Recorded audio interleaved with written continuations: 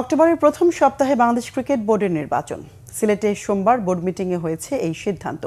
মিটিংয়ে একটি গুরুত্বপূর্ণ সিদ্ধান্ত ছিল বাংলাদেশ প্রিমিয়ার লিগ বিপিএল এর পরিচালনার দায়িত্ব যুক্তরাষ্ট্র স্পোর্টস ইভেন্ট ম্যানেজমেন্ট প্রতিষ্ঠান আইএমজি কে প্রদান, যারা আইপিএল এর দায়িত্ব পালন করছে।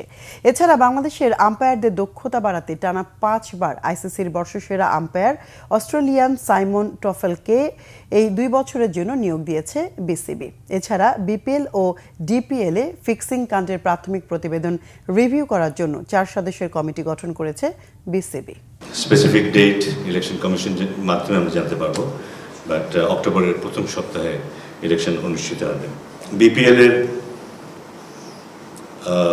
স্পোর্টস মার্কেটিং কনসালটেন্টিং ফার্ম হিসেবে আইএমজি কে অ্যাপ্রুভ করা হয়েছে।